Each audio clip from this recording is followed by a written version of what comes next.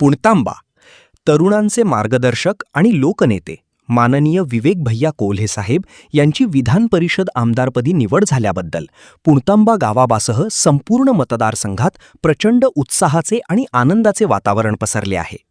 आमदारपदी विराजमान झाल्यानंतर विवेक भैया कोल्हे यांनी सर्वप्रथम पुणतांबा येथील आपले श्रद्धेचे स्थान आणि नवसाला पावणारे ग्रामदैवत प्रभू बहिरोबा यांचे मनोभावे दर्शन घेतले।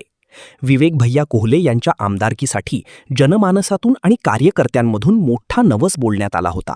हा नवस पूर्ण झाल्याची कृतज्ञता म्हणून प्रभू बहिरोबा देवाच्या चरणी विवेक भैया यांच्या वजना इतके तुळाभार पेढे अर्पण करण्यात आले। यावेळी मंदिर परिसर विवेक भैया कोल्हे तुम आगे बढ़ो हम तुम्हारे साथ है आणि बहिरोबा महाराज की जय अशा घोषणांनी दुमदुमून गेला होता। देवदर्शनानंतर हा सर्व पेढ्यांचा प्रसाद उपस्थित अथांग जनसागराला वाटण्यात आला। देवदर्शनानंतर पुणतांबा व मतदारसंघातील प्रमुख नागरिक, पदाधिकारी आणि हजारो कार्यकर्त्यांच्या उपस्थितीत विवेक भैया कोल्हे यांचा जाहीर नागरी सत्कार करण्यात आला। उपस्थित सर्वपक्षीय नेते, विविध संस्थांचे पदाधिकारी आणि कार्यकर्त्यांनी पुष्पहार, शाल व स्मृतिचिन्ह देऊन नवनिर्वाचित आमदारांचा जंगी सत्कार केला।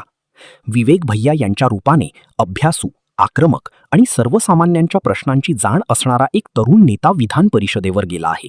त्यांच्या माध्यमातून या क्षेत्राच्या विकासाला अधिक गती मिळेल। सत्काराला उत्तर देताना आमदार विवेक भैया कोल्हे भावुक झाले।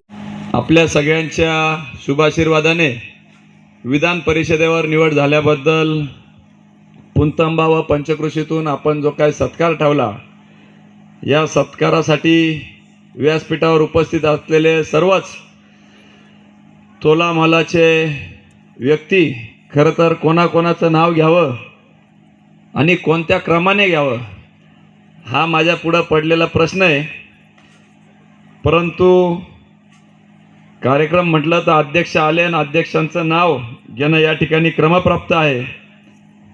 श्री प्रभाकरजी धनवटे त्याचप्रमाणे आवर्जून या ठिकाणी सत्कार शुभेच्छा देण्याकरता जळगावून आलेले आपल्या सगळ्यांचे ज्येष्ठ मार्गदर्शक गंगाधर पाटील चौधरी, ज्यांनी विस्तृतपणे या ठिकाणी श्री गणेश सहकारी साखर कारखान्याबाबतीत माहिती दिली, असे कारखान्याचे चेअरमन सुधीरजी लहारे साहेब, त्याचप्रमाणे श्री गणेश कारखान्याच्या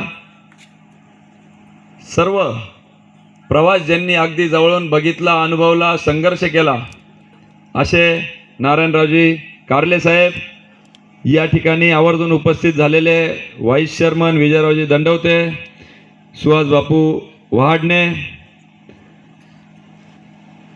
संचालक भगवानराव टिळेकर, भाऊसाहेब पाटील चौधरी, सर्जेराव अण्णा जाधव, संजयराव सदरोदे, वसंतराव लबडे, अरविंदराव फोपसे, बाबासाहेब डांगे, गंगाधर पाटील डांगे, संपतराव हिंगे, विष्णुपंत शेळके, आलेशजी कापसे, आग्रह खातीर या ठिकाणी खरं तर मी आलो 25 तारखेला यात्रेला आलो होतो। त्यावेळेस त्यांनी या ठिकाणी नवस केला की भैया तुम्ही आमदार होऊन आले की आपण पेढा तुला करू। खरं तर रोजच कोपरगाव असतील, कोपरगावच्या बाहेरून अगदी लातूर परभणी साईडकडून फोन येत आहे की या ठिकाणी आम्ही तुमच्यासाठी नवस केला होता।